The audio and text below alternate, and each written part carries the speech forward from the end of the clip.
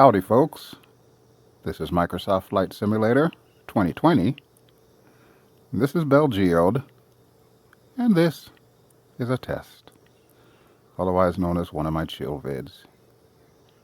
Yeah, it's been a while, hasn't it? Yeah, I feel like I owe you all an apology.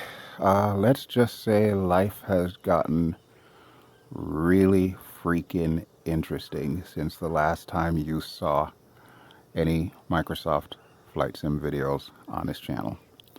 If you've been eagle-eyed and following the channel all these months, you know that we haven't put up any Flight Sim videos at all since I went to Flight Sim Expo. In fact, we actually started before we went to Flight Sim Expo by putting up some videos of Elder Scrolls Online, which I'm still off and on playing, so we may get back to that.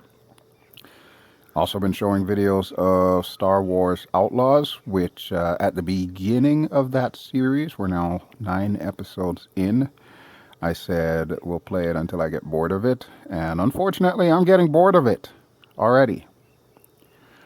So I figured now is as good a time as any to get back to the flight sim, especially since we are now exactly 1 month away at the time of this recording from Microsoft Flight Simulator 2024. So I don't know if this will be our quote-unquote swan song video for 2020 before we switch over to 24 next month, but either way, I feel like I owe you all a video, right?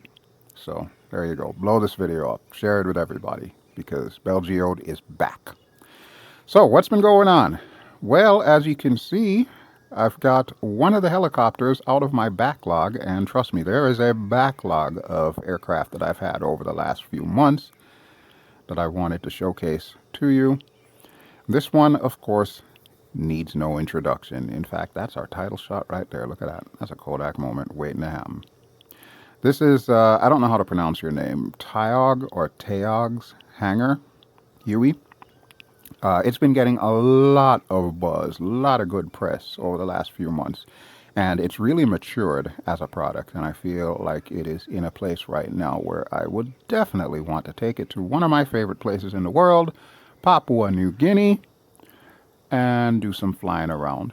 I would take it to Vietnam, but there's no really good Vietnam sceneries out of there. But thankfully, our good buddies at Orbx a while ago pushed out the Orbx Papua New Guinea or Highlands bush strips pack.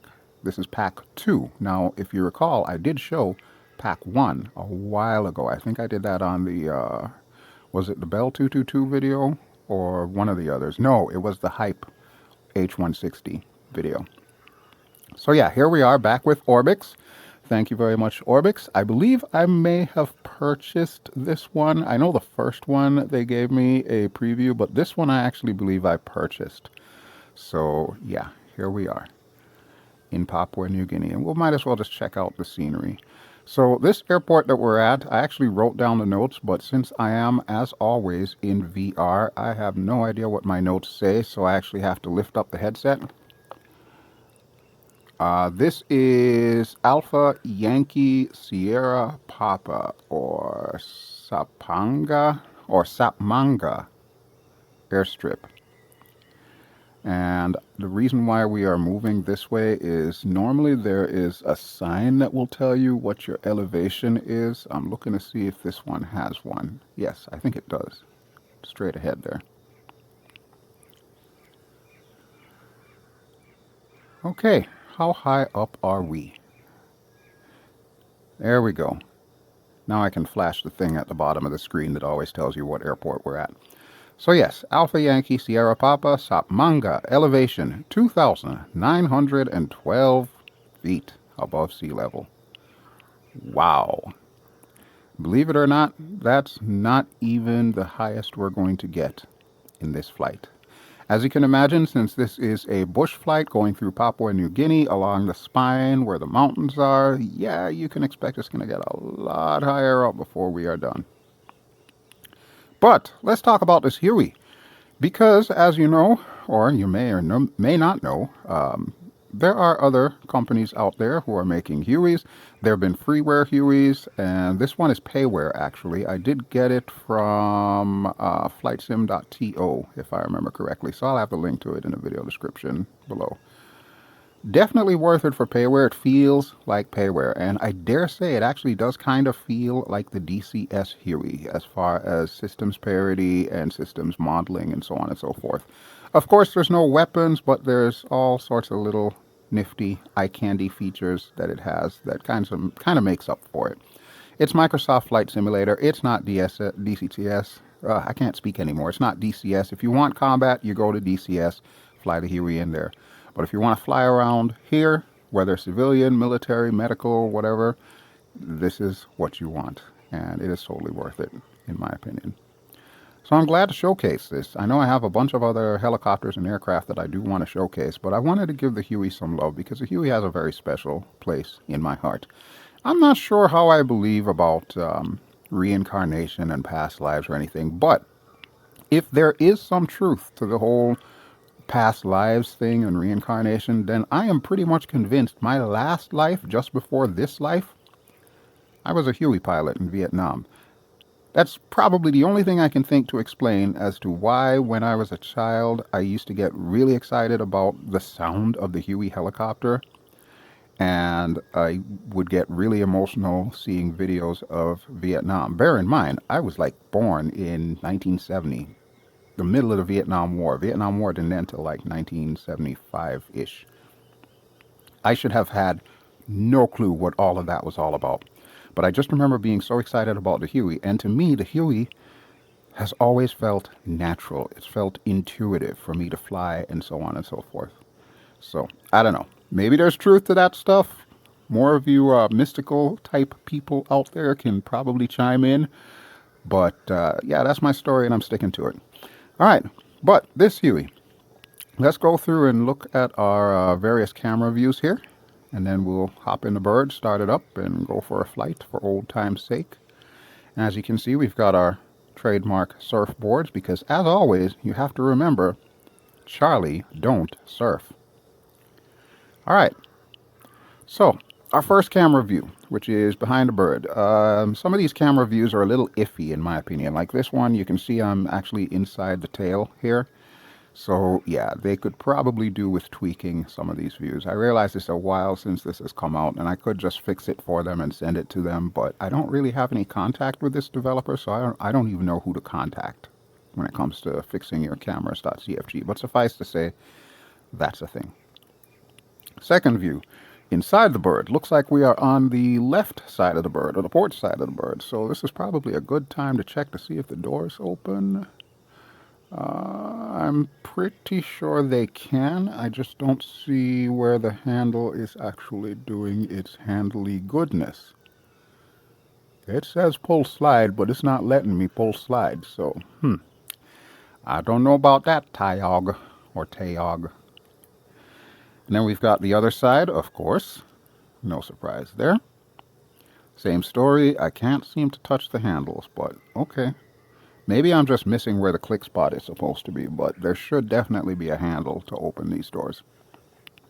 Or maybe it's the handle up here. We used to call these holy shit handles when I was a kid. Probably still do. Alright, then we have another camera, the BelGeode landing cam. Of course, it is right inside this hook. So yeah, another one where we could use some slight tweaks on the camera, but yeah, it's okay. I'm not going to crucify them on it because it's their baby. But there you go, feedback. And we got this camera looking straight down. Why? That's all I have to say about this. Why? Who the heck ordered this? Just take this out. This is useless. Now this, on the other hand, is a little bit better. We're at least pointing to the front in the same, general vicinity. So this is okay, although it could be a little bit higher, perhaps under the rotor and maybe offset, so that way we can see this antenna here. And then we've got this camera, which is almost identical to the first camera, except slightly offset. And actually, this is a better camera, so we might use this one when we're flying for our cinematic shots. Rotor blade? Anyone? Yeah. To me, this is a useless camera. Why do I want to see this? I would rather have a camera facing down way above the bird to help me with my vertical landings. This is pointless. This, however, is actually pretty good. You can see the engine, you can see the inner workings, you can see the model detailing that they put in there, which is actually pretty good, even though it does kind of look like a photoreal picture behind some mesh. But yeah, it looks pretty decent. Not going to complain about that too much. And then we have this. I hate cameras like this, especially in VR. Developers, when you are doing your cameras, think about VR people and anyone else who doesn't want to feel disoriented. This is a no-go. At the very least, if you're going to give us something in the cabin, put us facing the right way. Right now I'm looking dead forward, and you see what I'm looking at. I have to look off to the left in order to even see the cabin, and heaven help me if I want it to actually appear upright. My neck and back have been hurting me the last couple of weeks. There is no way I'm going to tilt my head just to make myself look right. So yeah, cameras like this, don't even put them in your bird. There's just no point to this. What are we looking at? The floor. Ugh. Anyway, that's enough of my complaining. And back to this camera. So you know what? I'm going to put it back to this camera, because honestly, this is the one that I like the most. And let's go start the bird. Okay, so we have a lot of airports to go through, or airstrips, I should say. A lot of them are kind of close together. Some of them are a little further apart, so we may be flying for roughly around 30 or so minutes. But you know me, I like to talk a lot, and I like to go through the full cold and dark startup. It does help people. When I was in Vegas for Flight Sim Expo, which we'll discuss that later, a lot of you did come up to me and thank me for going through the cold and dark startup at the beginning of these videos. Granted, I know it takes a lot of preamble before we get to that, but it's me. And if you're used to this channel, you know this. But I want to show you this real quick here. Now, you can probably see all of this stuff on like Aviators videos and, you know, some of the other folks out there that have done YouTube videos of this bird, but I just want to show it real quick. So these are all the exterior options. So we got wire cutters, steps, surfboards. Steps and surfboards are exclusive. So if we show the steps, we can't have surfboards. I need surfboards, so we're going to have that. Particle separator, all the antennas, side armament mounts, winch, engine bay covers, and so on and so forth, yada yada yada. Hide crew in outside view. We're going to uncheck that because I would like to see the view of the crew in the outside view there. And pilot door visibility, as well as everything else. We can also hide rotor wash and stuff like that. And then we have the interior options. We can enable shaking, that's for the panel. We can disable VRS. I have no idea why we would want to. Granted, we're not supposed to be trying to get into VRS, vortex ring state, but why would you even want to disable that? I mean, come on now. Tablet GPS, that I am going to enable. So that's going to give us this little bad boy right here, which is going to show us our flight plan, because it's an old school Huey. We don't have any of the mod cons, so yeah, this is pretty much it. We got our cabin decoration. That's our little hula girl there on the dash. Show crew inside, show troops in cabin. We're not going to transport any troops. We're just going for a joyride here. And remove the seat armored platings, which is good because I hate those. All right. We also have damage simulation. Right now it's currently turned on. I'm going to leave it on. And I don't believe I need to repair any damage because I don't believe I have any. Judging from the fact that everything there is green, I'm assuming this thing probably models mast bumping. I don't know, but I don't want to risk it to find out. But there we go. There's all of our interior options, so we can go ahead and hide this. And now we are going to go ahead and get this puppy started up. Oh, love that sound. Love that sound. All right. So let's see first off if we have a checklist. I think I remember how to start this bird, but just in case. Oh, you know what? Let me turn off my assistant, because we do not have Kara with us this time around, so we won't need that. Checklist. Yes? Yes. Okay. All right. Yeah, we can assume all of that stuff is correct. I'm not even going to worry about it. It's the Huey. If there's one bird I am familiar with, it is the Huey. Fireguard posted if available. It's 7 o'clock in the morning. I'm pretty sure the natives are in their house eating breakfast. They don't care about being no damn fireguard. So we're going to tick that item. Rotor blades check clear and untied. They most certainly are. Throttle set for start. Okay, so the throttle does not seem to respond very well to my actual throttle control. But this is our throttle here. It's on a sleeve. So full throttle, pull it all the way back to the stop, the idle stop. And this is where it is going to live for the time being. All right, so that's set for start. Engine starter, press and hold. Okay, we're missing a whole bunch of things here. Unless they were in the before starting engine. Yeah, see? This is all the stuff that I missed there. Okay. Well, let me go through it my way here. The way that I remember, which is from DCS primarily. All right, so in DCS, what I would do is I would actually start with all the lights. So we'll turn all the lights up.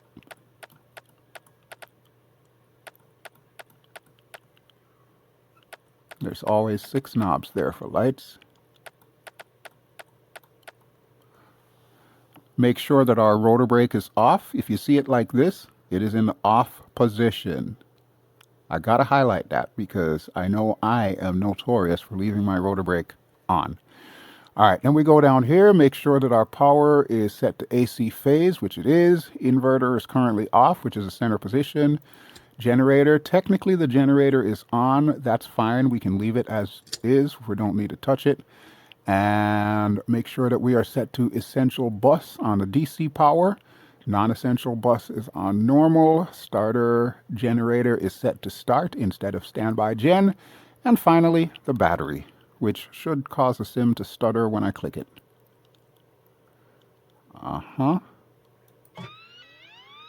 There we go. Okay. So as you can see, everything is coming to life. While that's going on, I'm going to make sure our anti-collision lights are on. And we'll make sure that our nav lights are in the steady position. We'll switch it to flash in a moment. And they're set to bright. Pitot heat is currently off. And dome lights are also off. All right, so that sound gets annoying real quick, doesn't it? That's our low RPM warning. So we'll go ahead and just turn that off there. Okay, governor is set to auto. We don't need to mess with that. Leave it alone. But we do need to check all of our other switches. So, hydraulics are on. Force trim is on. We don't really need to worry about the chip detection, but it is set to both. Caution and warning lights, we can test those by holding it down. Yeah, everything came on. That was great, great. I love it. And we're going to make sure that we have our fuel and everything on. So this is our main fuel valve right here. So we're going to flip you to the on position. And the radios, we'll worry about all of that once we get them, or once we get the engine itself on. Now, to start this bird, if you're not familiar with how the Huey works, like I said, we got to make sure that our throttle is at the idle stop position. This thing has a trigger on the collective to start. Since you can't really see it from here, I actually have a button that will take care of that. So all I need to do is hold down the button for roughly about 40 seconds. So we're going to watch this gauge right here. Once it goes past 40, we can go ahead and let it go. And that should get us started. So around 10, we're going to start seeing the rotor blade spin, hopefully, if everything catches correctly. So let's not waste any time. Let's go ahead and do that. So remember, we are watching this RPM gauge here. We'll hold down the switch. There's that trademark whine. Waiting for 10. Round 12, it starts swinging the blades. 20, 30, 40. Watch that temperature. Make sure it's not spiking. There we go. 40. The light goes out. We can let go of the switch. And everything's going to start coming to life as of right now. Let's go outside and listen to that.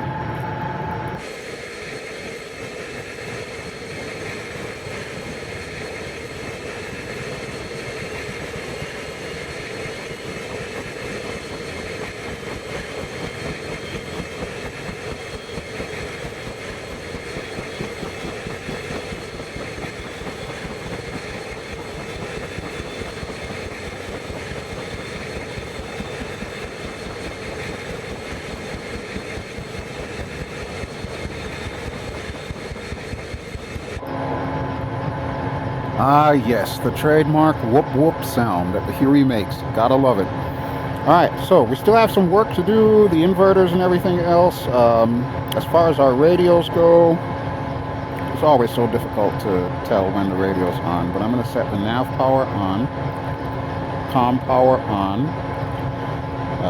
set this to transmit receive, set this to channel 2.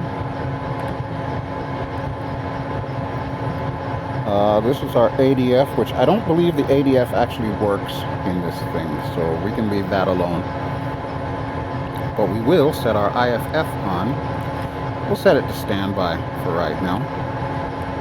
There we go. Alright, but before we can call it done, we need to get the rest of the electronics and everything up and running. Before we do that, we need to make sure we're up to full speed. So back to the throttle. We're going to start bumping the throttle up to full throttle. And we're going to watch the rotor and engine gauge there as everything slowly comes up to full. We're looking for the green arc.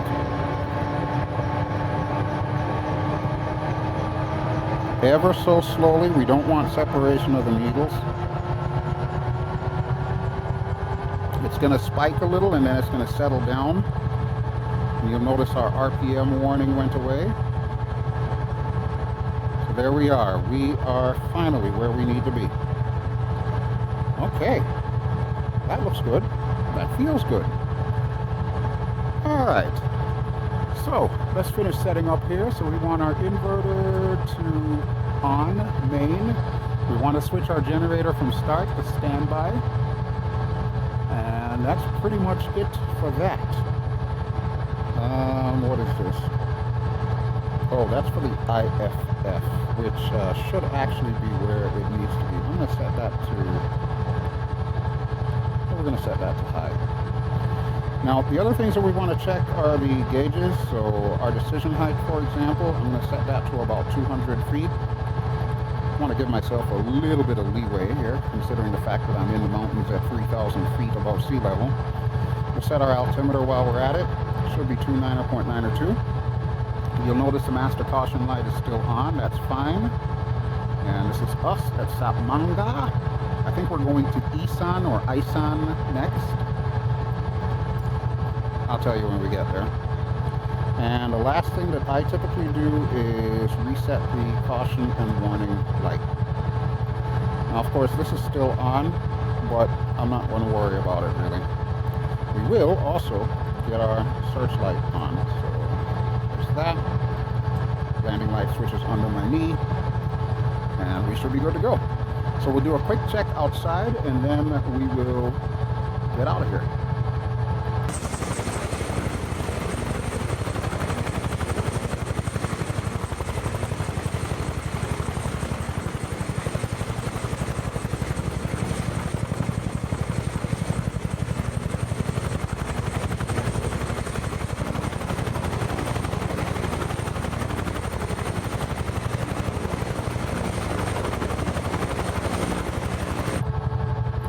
This bird is ready to fly. Okay, so let's take her to the air. We'll slowly but surely bring the collective up. This is a Huey, so it's definitely got some right tendencies. So we're going to want to add some left pedal and a little bit of back and left cyclic, just to kind of compensate. And there we go. We've got about 50% gas, so we should be good. And I'm going to get us out of ground effect hover here. And trim us slightly forward. There's no true force trim in this particular version of Microsoft Flight Sim. I don't know if 2024 is going to get full force trim, because unfortunately I wasn't invited to the event that they had. But we'll discuss that later. But yeah, look at that.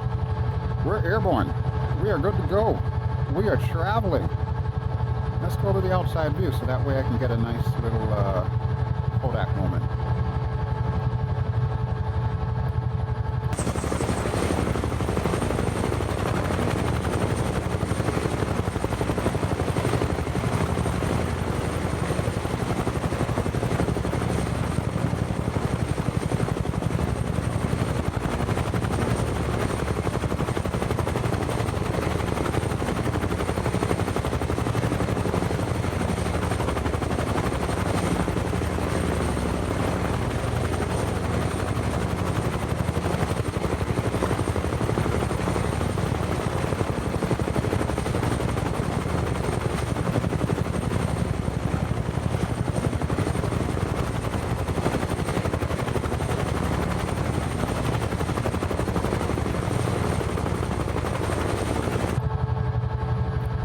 Not gonna lie, folks, it feels good to be back in the saddle again.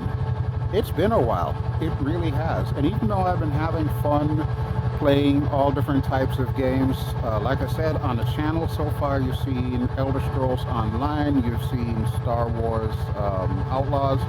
I have actually been playing other games, such as replaying Dragon Age Inquisition, because at the end of this month, at the end of October, today is the 20th of October, on Halloween, they're going to have a new Dragon Age game out, Dragon Age Veilguard, I believe it is called. Do I plan on showing that on the channel? Probably not, because I know a lot of you are not really into that sort of thing. But I will be playing the heck out of it, so if you notice that I'm a little bit more scarce, that's probably why, because I'm back in the world of Thedas and playing through Veilguard. Now, believe it or not, I still haven't even ordered Microsoft Flight Sim 2024. And the reason for that is, right now, I just don't have the money for it. Why is that? Well, like I said, it's been a rough year, folks. I'm not going to lie to you. Right now, I feel like I'm freaking falling apart. And I'm not going to lie, my mental state has not been the best, because of everything that has been going on. So, in a nutshell, of course, the highlight of the year was Flight Sim Expo in Vegas back in June. So we went to Vegas, we had a blast. It was great seeing everybody again and meeting other people for the first time. It was just wonderful. I had a lot of fun. But then everything changed once I got back to Pittsburgh. First off, I took a lovely parting gift home with me from Vegas. For 4 freaking years, I've managed to dodge the COVID bug, only to get it in Vegas and have it hit me when I came home. That was awful. Now I know what you all keep going on about with this whole COVID thing. See, this is exactly why I was a hermit. So I didn't have to deal with any of that bullshit. But no. I got it anyway. Why? Because I decided I wanted to make an appearance. I wanted to show up, thank the community, so on and so forth, and that's what I get for my trouble.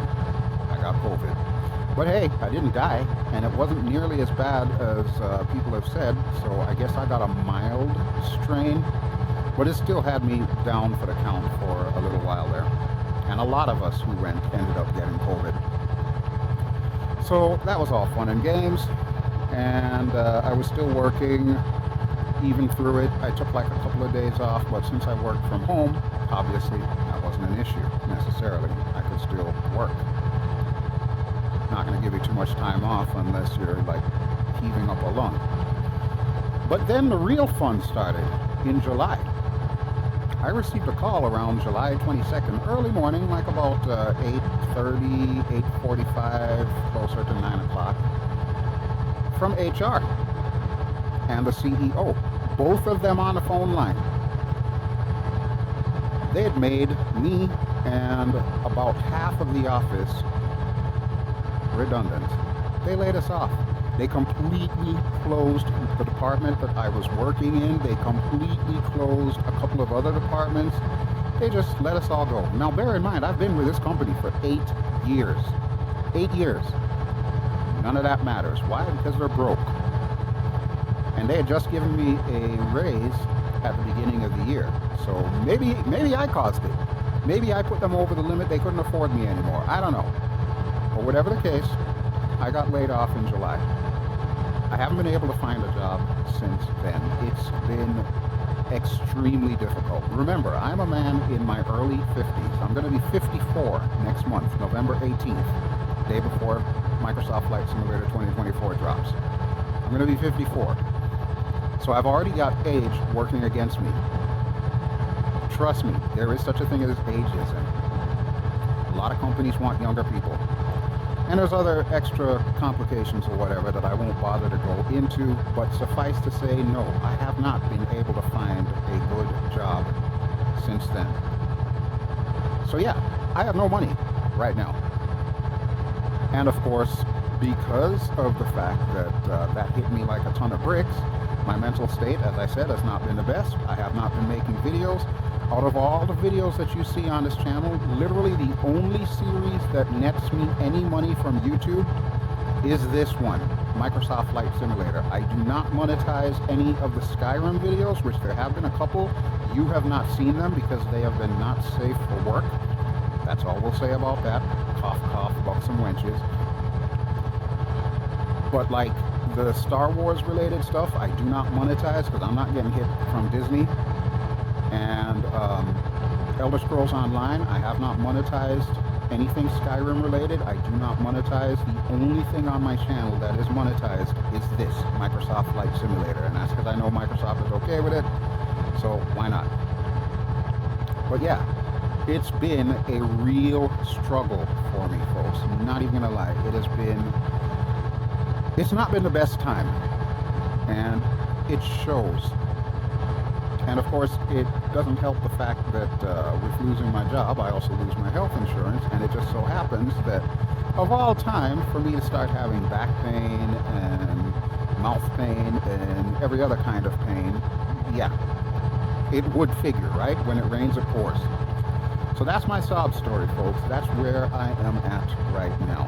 And I'm not going to lie, there have been many moments over the last few months where I have just simply thought of hanging up my purple hat. And I'm still in the back of my mind thinking about hanging up my purple hat. I'm not gonna lie, the event in the Grand Canyon, which myself and Nova Wing 24 were told we were not on the list. Meanwhile, there were people that were added last minute and people had dropped out last minute, and they probably could have added us to the list. The fact that they didn't, that was definitely a blow at a time when I did not need another blow. So I'm not going to say it soured me on the whole process because I'm really not that petty, but yeah, I've been a bit depressed about that because we were there from the beginning. And granted, I know that Sergio went, and I'm really glad that Sergio went because he was giving us, you know, little hints and so on as to what was coming before it was officially announced. And then of course Jose, the VR pilot, huge shout out to Jose. Jose has kind of sort of been like, I guess, my protege, really. I've watched that man grow, and I love that man because he has really started to come into his own, and I'm really glad to see that Microsoft and Asobo are giving him the respect that he deserves. I'm also glad to see that they're respecting other content creators such as Aviators, because she does a lot for the community that people don't even realize. But yeah, I still kind of did wish that I would have been at least made aware of it, other than finding out from Sergio, hey, did you get an invite to this thing, that I just got an invite to this thing. Kind of sucks, but it is what it is. Anyway, that's all I choose to say about that. It's history. We already know what's going on with Microsoft Flight Simulator 2024. If I want to, I can probably be a part of the next alpha that they have.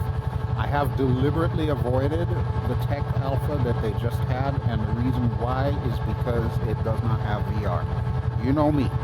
VR is my focus. if I'm going to test the thing, I'm going to test it with my HP Reverb G2, which is still functional. You're watching footage from it right now. But unless that is actually a part of the sim, which we already know it is going to be, it's been confirmed many, many times. But unless it's part of the test build, I see no reason for me to even get it right now. So, there we go. Microsoft Asobo, if you're watching, first of all, you're kind of late with the whole alpha and beta thing at this stage in the game. You should be in the polishing phase, not in the alpha and beta phase. But with that having been said, if you do plan on doing another alpha test, beta test, whatever, make sure VR is active, and I'll be more than happy to give you all the feedback you want. Alright, so this is our second airport. This is Isan, I believe it's called, or Isan. So we're going to circle around. I'm going to get our force trim release, which will of course push the nose up, and you hear that lovely blade slap that we're so used to. And we're going to come back around and land it right about there. So let's go to the outside view a little as we make our downwind leg.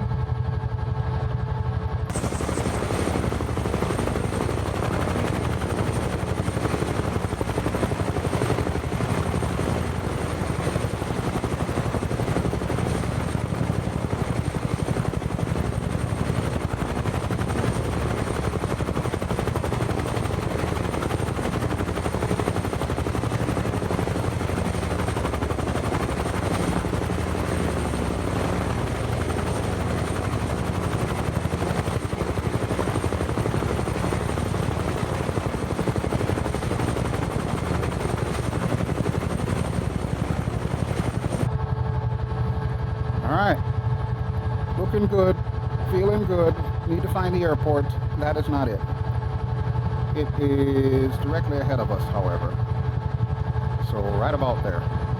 I love the lighting, and that's one thing I will say. We will talk a little bit more about Microsoft Flight Simulator. From what I was able to see from all the people who have been showcasing it, the lighting is vastly improved, it looks like, with the new flight sim over this one. And I thought this was actually pretty cool.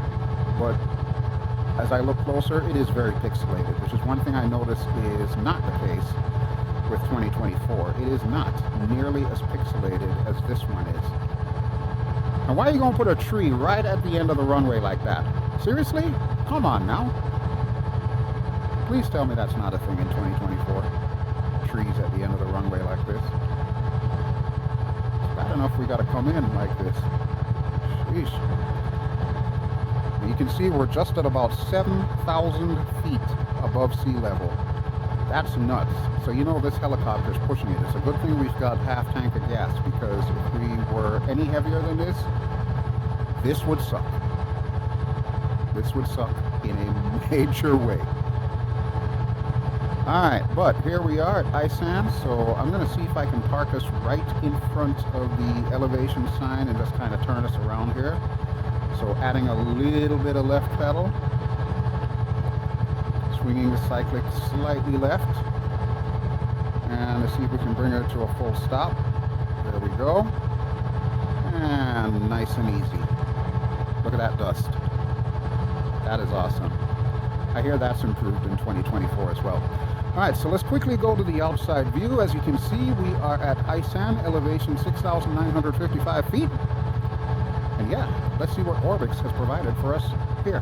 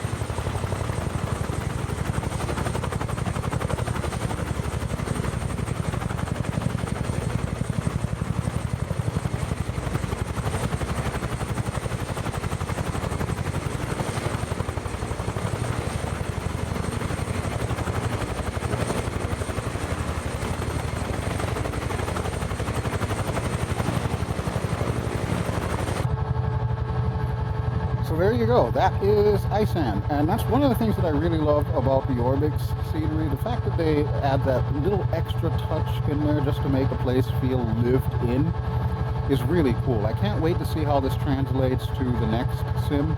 From my understanding, pretty much a lot, or if not all, of the sceneries and aircraft should translate well to the next sim.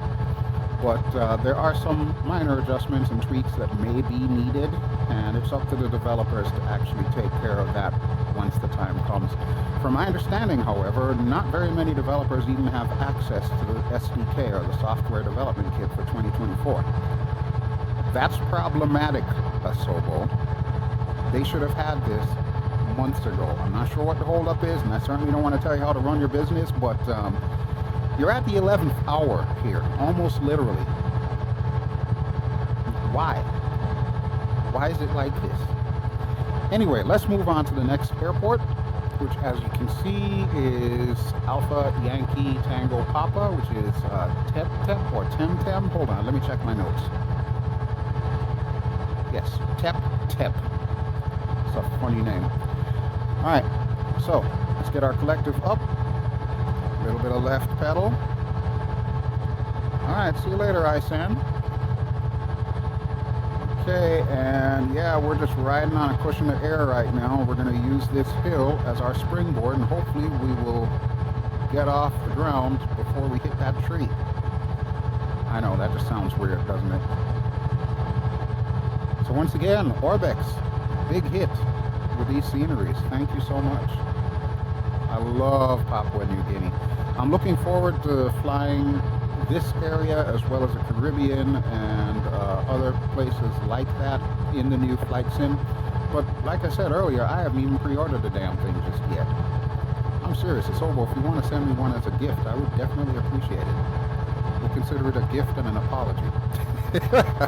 I'm just kidding. Asobo doesn't owe me anything. Yeah, I may have supported them and all of that, but it's really not like I contribute a whole hell of a lot to the community, especially in the last few months. When was the last time you saw a video from me on this particular subject, flight sim? May? Yeah, I've lost my relevancy, and I'm aware of that. So I'm not going to worry too much about it.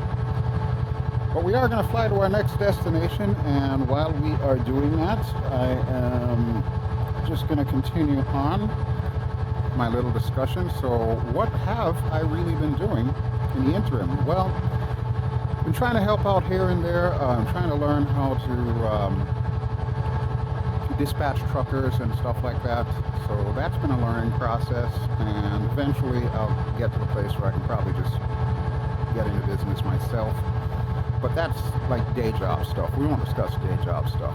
The other thing that I've been doing is I've actually been playing around with the Skyrim Creation Kit, the Special Edition Creation Kit, which of course works for VR as well. I've been making houses and so on and so forth. I did mention that there were some not safe for work videos that I put up, and if you're really, really interested, I will link it in the comment, but just bear in mind they are not safe for work. Other than that, I've been just trying to learn the creation kit with the caveat that eventually those skills will translate over to the other creation kit, the Starfield creation kit, because ultimately that's one of my goals, is I'd like to be able to create mods for Starfield. I think Starfield needs a little bit more love than the devs actually gave it. Oh, and here's our other airport. Oh wow, that was quick. No, I'm not even sure if we should land. Maybe we won't land. Maybe we'll buzz it. Yeah, because that's a heck of a drop there. We're at 8,100 feet right now. And you can see it is way the heck down there. But that is certainly one of the Orbx airports that we're looking for. You can tell because everything's popping in right now. Orbx. And that kind of makes me wonder how the new sim's going to work, because they're saying they're going to be streaming everything from the cloud and all that. Are we going to have even worse pop-ins? I've certainly seen a lot of that in a lot of folks' footage that they've been showing from the Tech Alpha, especially my good buddy, VR Flight Sim guy. Shout out to you, Steve. I know it's been a rough year for you as well. Just want you to know my heart is with you. We'll get through this together, buddy. We will get through this together. They can't keep us down. That's another person who should have been invited to the event in the Grand Canyon. But with everything that we've been through, it probably wouldn't have been practical for either of us to even make it there, because there's been a lot of stuff going on. But yeah, I started to say the pop-in and all of that good jazz. It's going to be interesting, really, to see how Microsoft Flight Simulator 2024 has evolved the genre. I'm seeing a lot of really good stuff. If you've been watching to this point, you probably noticed that I do like to go outside and quote-unquote walk around the scenery. That's now a thing. Avatar mode, they call it. Now, Avatar mode is not new to the industry. P3D has been doing it for years. They did it since, I want to say, either version 3 or version 4. But when I did go to the Seattle event back in 2019, I noticed that. I was pretty eagle-eyed and noticed the fact that they did have the framework in for Avatar mode. So it was originally in 2020. They cut it. I guess they thought that people wouldn't be interested in that sort of thing. But we've certainly proven them wrong, kind of like we did with VR. When the community wants something, the community can make some noise. And yeah, we're getting Avatar mode. I want to say thank you, and you're welcome, Asobo. Because pretty much all the stuff that I told you about when I met you way back when, now you're finally bringing it in. And thank goodness you didn't wait this long to bring VR in, because that would have been upsetting. But hey, we got VR, which is going to be much improved in the new sim, primarily because of all the performance enhancements, multi-threading, and so on and so forth. All of that stuff helps the sim. I know there's a lot of folks out there that are like, well, what is VR getting specifically? Folks, what VR really needs is just better performance. That's it. Right now, VR is in a good place with this sim, as is evidenced by the fact that, you know, there's just so much capabilities that this sim has. But that's one of the areas that was always weak for us, was the performance. Right now, I'm getting very smooth performance. This is the smoothest my Microsoft Flight Simulator has ever been with this HP Reverb G2 on my head. And if you go back to like some of my earlier videos, they were very choppy, the FPS was low, so on and so forth. And the reason for that is because no matter how many tweaks I did, no matter how many times I lowered like graphical settings just to compensate, it still was losing a lot of FPS. The performance was horrible. If this is the starting place that Microsoft Flight Simulator 2024 has, we're in really good shape with VR.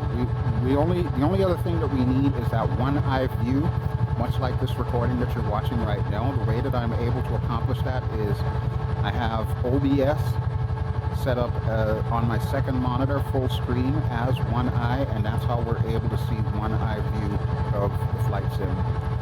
But we need that natively, so that way we can just record natively from the sim instead of having to use a go-between like OBS. So again, Asobo, if you're watching, I know Jose told you this because I sent Jose to Grand Canyon to tell you this. I know you know. I've been saying it for years, and I will continue to say it. One eye monitor mirror view. IL2 does it, DCS does it, Prepared I think does it. I don't know, it's been a while since I've used Prepared. But yeah, you need to do it. Help content creators out, especially those of us who do VR work, because that is something that we need to help translate this sim in a better quality without so many workarounds so that people can actually enjoy it. It's bad enough we have to deal with our own head movements, which to me, they don't seem dramatic, but to the average viewer, yeah, it's probably making you puke. And I'm really, really, really trying to keep my head steady. All right, here's our next airport, which is BCP? That's not an airport name. Hold on, let me check the list. Oh, Alpha Yankee Bravo Charlie, or Bamboo. Not spelled the way that you would think to spell bamboo, but that's where we're going. So let's go ahead and bring her down. Ah, that blade slap, though. And I love the fact that Taog put the green windows there. That is trademark Huey right there. Trademark Huey. Alright, let's see if we can bring her in. Watch our airspeed. So we're at about 45 knots right now, and we're definitely dropping like a rock. About 700 feet per minute descent. Got a nice little village right here. As we start getting down to about 20 knots forward speed, we definitely want to watch our vertical speed just to make sure that we're staying out of the danger zone. So you'll see I'm descending at 400 feet per minute, between 200 and 400 feet per minute. We're just going to come over the village here and bring her in. I wonder if they have an elevation sign, even though I can tell we are at 6,900 feet. Or is it 7,000? Something like that. I think that's our sign. Or is that a gentleman? I don't know. Nope, that's our sign. Okay, so here's what we're going to do. We're going to go down a ways, and we're going to turn around. We're going to come back and take a look at the sign, and we'll go back out in our pseudo avatar mode. And then when we come back in and head to our next destination, we will talk a little bit more about my thoughts on Microsoft Flight Simulator 2024. Ah, love it, baby. Love it. Huey is such a beautiful bird. There's a reason why I chose this particular one, aside from the fact that I've been meaning to showcase it for a long time. And you'll notice, folks, that I say showcase and not review. This is definitely not a review. It is not my intention with any of these videos to review the products that I'm using. It is to showcase them, to show you what can be done with them. How intuitive are they to fly in VR? How well do they work? How well did the developer did? But I'm going to use it as I would use it if the cameras were not rolling. Definitely not a review. I'm not going to assign any stars or thumbs up or anything like that. Although right now I will tell you, if you have not yet gotten this one, you need to get this one. It is very much worth it. Alright, so here we are at Bamboo, elevation 6,790 feet.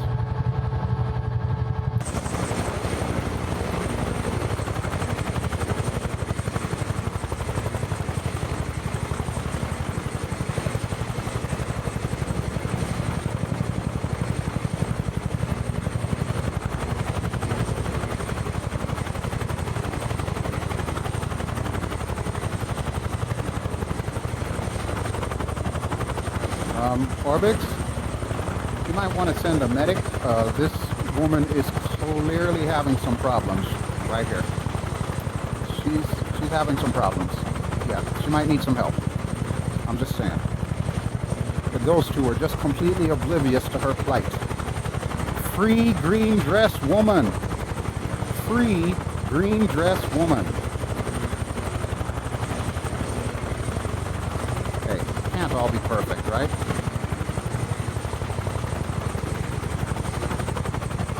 But yeah, I do love the fact that I can fly around, but I think it will be better in Microsoft Flight Simulator 2024 when we have the avatar mode, because then I can actually take you on a proper walk around in VR, first person, around whichever aircraft I am showcasing.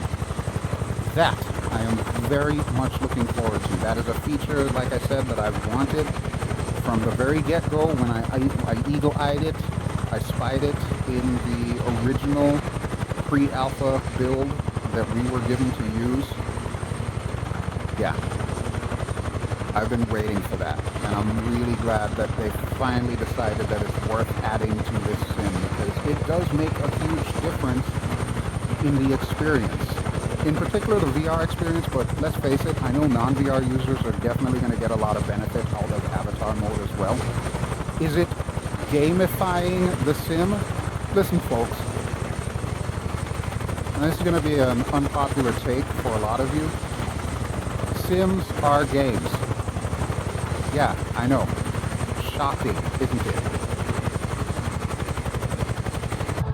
Microsoft Flight Simulator is a game. Flight simming as a whole is a gaming genre. Yes, it can be used for training under the right circumstances and with the right certifications, but other than that, it is a game. So why not gamify some of it? Yeah, we definitely want to have the realism and so on and so forth. You know, all you people who like, you know, that phrase that I hate, studio level. Yeah, all of that kind of stuff, that's fine. You can have that, and that certainly does make the sim a hell of a lot better. I even prefer to have more complex birds in my sim. But give me those gamey features like being able to create my own character that looks like me. The ability to walk around bamboo on foot without having to, you know, use my controls that I normally use to fly. Yeah, I need all of that. What I do not need, career mode. But you know what? I know a lot of you have been asking for that, and it's obviously really high on Microsoft's list. Otherwise, they would not have even added it to 2024 in the first place. So yeah, for those of you who have been asking for career mode, you're getting it. For those of us who don't care about career mode, we'll be skipping that. Even in 2024, you can pretty much expect the bulk of my videos are going to be exactly the same way as they have been. So we're going to be flying around places like Papua New Guinea. We might go to other parts of the world. I just have a love affair with this part of the world because it's always one place that I've wanted to go to. But yeah, we're not going to be doing anything different than we normally do. Oh, and by the way, Asobo, I think you owe me some money. I saw that little speech that you gave in the Grand Canyon on YouTube recently. You all mentioned chill flights. Ahem. That's my term. I'm the one who does chill flights. I should have trademarked that when I had the chance. Sheesh. So we'll just be stealing my thunder and then not inviting me to the Grand Canyon. I see how it is. I'm sorry, folks. I know I'm bitching about that a lot, but, you know, it's therapy, I guess, to get it out of my system. You'll never have to hear from me again about it. And hey, my birthday's coming up, so yeah. All right, so here's our next airport, which is Alpha Yankee November Alpha. I forget what that one's called. Nankina? Yes, Nankina. All right, we are not stopping at Nankina since it's just a hop, skip, and a jump away from the other airport that we just took off from. So if you want to explore that, I will give you the option of exploring that on your own. I would say that this scenery pack that Orbx has come out with does add a lot to the Papua New Guinea region. If you're a bush pilot or a helicopter pilot like I am here, you should really enjoy this kind of thing. It's going to get you up close and personal. I'm really looking forward to seeing how this one is going to translate to the next sim, because honestly, from what I've seen with the vegetation and everything, and especially with the weather and lighting, that's a night and day difference to what this sim has offered thus far. So yeah, really looking forward to all of that. So aside from all that, what else has been going on, Bell? Really, not a whole heck of a lot. I mean, I've told you all the major things that have been happening. I suppose I should probably tell you what is the future of this channel. Not gonna lie, folks, there have been times this year where it's felt like I'm burning out. And you know, I'm always one to preach about not burning yourself out. That is huge. That is huge. I don't care who you are, if you are on YouTube or even if you just fly and run a virtual airline, do not burn yourself out. Try to, you know, monitor what it is that you're doing. Try not to go overboard and so on and so forth. Moderate yourself is what I'm trying to say here. And I think our next airport is coming up there. I'm wondering if we shouldn't make our next airport the last airport, or if we should just overfly it and all that good jazz. No, you know what? Let's land there. We'll call the airport here. We have one more airport on the list, but we may or may not actually land there. Hold on, let me see which one this is. This one is not actually on our list. interesting. So maybe we should just continue on to the final Orbx airport on our list, which I believe is called Boomflowah. Probably help if I zoom out the thing here. Oh yeah, that's a long haul. Whew. Alright, we're going to do it, folks. We're going to do it. We're in it for the long haul. It's been a while since you've seen one of my videos. You know my videos are always long. So yeah, let's put the pedal to the metal here. We're going to hoof it all the way to our final airport. So yeah, as far as burning out, be careful with that, folks. Mental health is very important. I've been talking about this for how many years now? Be careful with that. Do not burn yourself out. Try to do different things. That's one of the reasons why on this channel you don't always see flight sim. You will see me go back to my roots, what the channel was started with, for stuff like Elder Scrolls Online.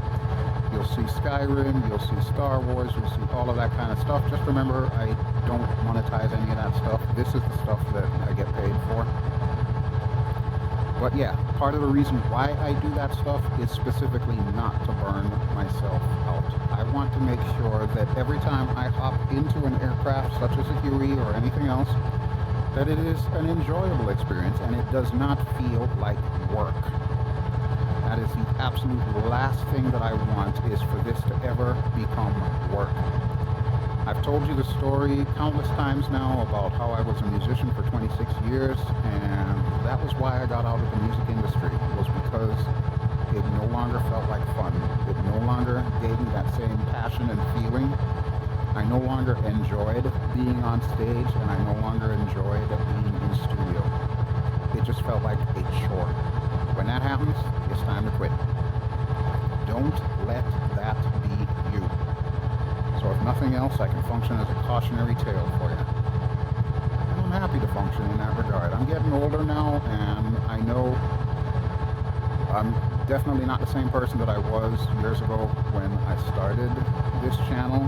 Things feel different. Things are different. My entire situation is different from when it was when I first started. So yeah, I don't expect everything to remain the same, and it is true what they say, you can never go home, no matter how hard you try. But it is what it is, you know? You cope with it, you make adjustments as needed to make sure that you are putting your best foot forward, and even if you stumble, even if you have those off days, still power through it, because you never know, you might surprise yourself. You might surprise yourself. But if you're just not feeling it, if you're just feeling overburdened, nothing is giving you joy, do what I do. Take a break. Be gone from like May through to October. Take a damn break. Take care of yourself first, because there's only one of you. And when you're gone, that's it. Regardless of whether or not reincarnation is correct, you're probably not going to come back as a YouTuber. You know what I'm saying? So there is that. Alright, I feel like I've preached to you enough, and I know this video has been pretty long. Like I said, we're just going to do a sprinting leg here to our final destination, and we're going to call it at that point in time. And like I said, I know this is not a review of this helicopter. Honestly, I don't think there's anything to review about this helicopter. It does everything that it says on the tin. It is an absolute dream to fly. The visuals look great. The audio sounds iconic. It sounds and feels like a Huey. It looks like a Huey. I greatly appreciate the fact that they've got the pilots in there, and I also have the option of having the troops in the back. All of that kind of stuff is the kind of stuff that endears me to a developer. So really, Taog, or however you pronounce your name, you done did good on this one. This is a Huey. Blackbird, you're going to have to come with your A game if you want to surpass this one. That's all I'm saying. And I know Blackbird can do it because it's Blackbird.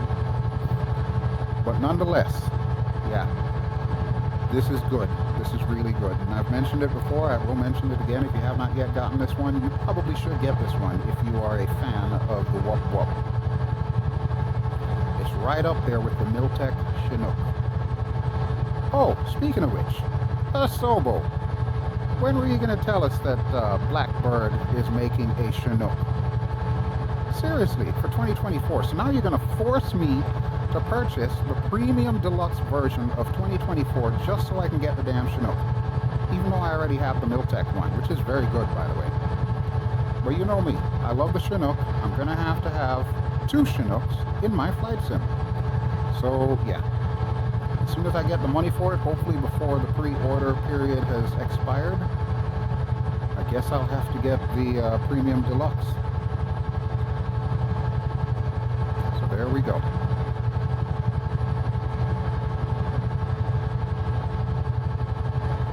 I mean, there are other aircraft that come with the premium deluxe that I am interested in, but let's face it, I ride or die for this Chinook, so I'm very much looking forward to that. And I still feel like we're not even close to our destination. It does say that we're halfway through the leg, but I have no idea just how much further we have to go. And I'm starting to run out of things to talk about. When I said I was going to do a comeback video, I didn't expect it to be this long of me rambling. But I do have a lot to say, so hopefully some of it has been helpful to you, or at least given you some insight as to why you haven't seen me as much on the channel. It's like I told the other 2 grumpy simmers, you know, the 3 grumpy simmers, Sergio from helisimmer.com, NovaWing24, and myself. It's like I told them, relevancy can wax and wane, and I know that we're all getting older. I feel like at this point in time, we have become like flight sim elders. We've been around the community for a long time. We're old, we're grumpy, but we still recognize all the good that there is in the flight sim community. We still see all the up-and-comers, and we help people behind the scenes a lot more than you can imagine. We're always there for other people and so on and so forth. So we've become like the village elders in a way. Or I guess some might call us the village idiots too, but still, that's the way that I see us right now. I'm not looking the best anymore. I mean, I never did look the best, but you know, I'm falling apart. I'm not gonna lie, folks. I am falling apart. I'm getting old. My memory's getting bad. My looks gone. My voice barely there. It's a wonder I'm still able to do voiceovers for DCS. Yeah, a lot of the campaigns that are coming out, I'm still doing voiceovers for them. But yeah, as I get older, as all 3 of us get older, we do realize that we are now, I guess, the old men of the tribe, so to speak. Yeah, you can look at us for wisdom, and wherever we have gained wisdom, we're more than happy to share it, especially to you up-and-comers. But overall, yeah, eventually we're going to fade off into the sunset, and eventually this channel may fade off into the sunset. Now, I'm not trying to say that I'm going to quit or anything like that right now. I'm not. But I'm just giving you advance notice. If the videos become less and less frequent, that's probably why. Because I don't want to burn myself out. I don't want this to become work. And I do realize that sometimes the best thing that you can do is to step aside and let another person get the spotlight. And that's why I have never been concerned about how many subscribers I have and so on and so forth. I don't care about that. It's hovered around 6,400, close to 6,500 from time to time. Sometimes I lose people, especially when I start posting, you know, Star Wars stuff or Elder Scrolls stuff or Skyrim stuff, because some people just know me as the flight sim person. And if I'm not doing flight sim, why are they even on the channel? So they unsubscribe. And I see that. I do see that. Do I care about that? No. I've never cared about how many subs I have. I've never been in it to become the biggest and the brightest in flight sim ever. I'm just doing this because I'm a guy who loves to fly. And that's the way we should all treat it. Alright, trying to find my airport. I thought that was it, but no, that's just a village, so it's got to be directly ahead, right? Yeah, that's what I'm getting here. It is directly ahead. So it's probably just over this hill, which means we're going to have to do a death dive to get to it. In any event, I know I've put you through a lot of rambling and so on and so forth, but I'm really grateful to each and every one of you who check out these videos, share these videos, comment and like and all of that stuff. I really do appreciate the time that you spend with me. It kind of makes all of this worthwhile, so that I'm not just talking to myself and my co-pilot Fred here. Because Fred's just ignoring the hell out of me right now. I'm just going to tell you that. Fred wants nothing to do with me. But yeah, I do appreciate you all being here, and I do appreciate your continued support on the channel. It does mean a lot to me to know that there's still people out there who appreciate what I do. And it did mean a lot to me in Vegas getting the opportunity to meet you all. Whether it be just a passing handshake in the hall or stopping to talk about life and my kids and grandkids and everything else. It does mean a lot, and I greatly appreciate all of you for that. So thank you. Thank you a lot. All right, where the hell is this airport? It says it's off to the left.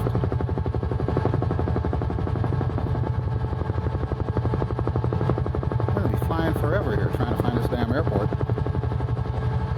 But I do love that blade slap though. Wait, is that it? Are you kidding me? Holy crap, that is it. Well, okay then. Guess what it's time for? Highway to the danger zone.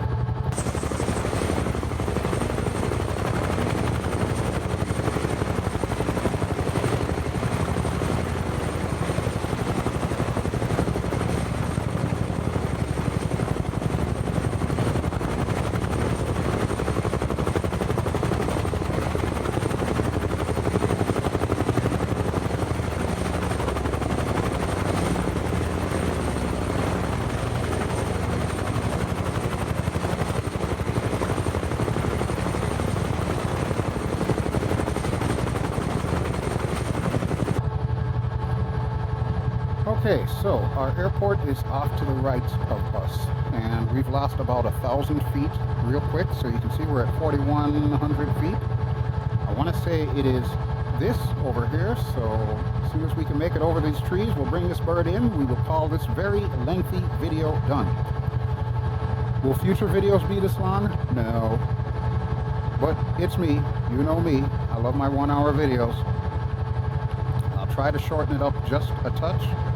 Obviously, there won't be such a huge break in time in between videos, but I think I am justified in this particular video to take the extra time to explain to you what's been going on in my life. If it's been boring for you, well, you don't ever have to watch any of my videos. I don't particularly care about the numbers when it comes to that sort of thing. You could always click off. You don't have to watch. Oh, look at that porter. That is awesome. Okay, so here's our final airport. This is Geode, and we're going to park it right here. Elevation 3,980 feet. Not too shabby. So yeah, I'm going to go ahead and roll the throttle down a bit. We're going to get that engine rotor separation here. And I'm going to turn off the low warning RPM because you know that's going to happen next. Alright, there we go. So that, folks, is all I have to say about that. Thank you as always for watching. This has been BelGeode. I have been flying in Microsoft Flight Simulator 2020. 2024 is coming up next month. Yes, I do plan on getting it at some point in time.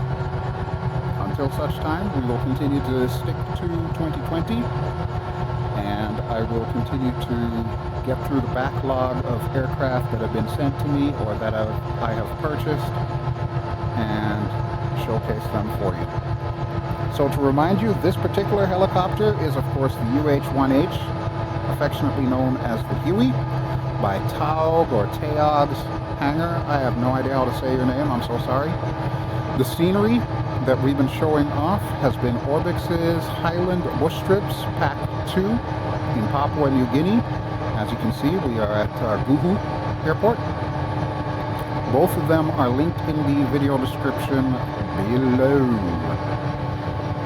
And as always, you know what to do if you've enjoyed the video. I don't even think I need to say it at this point in time. There's always going to be the one jackass that's going to hit dislike on it just because I said it. So you know what? Screw you. But for the rest of you, like I said, I hope you enjoyed it. And I will talk to you really soon.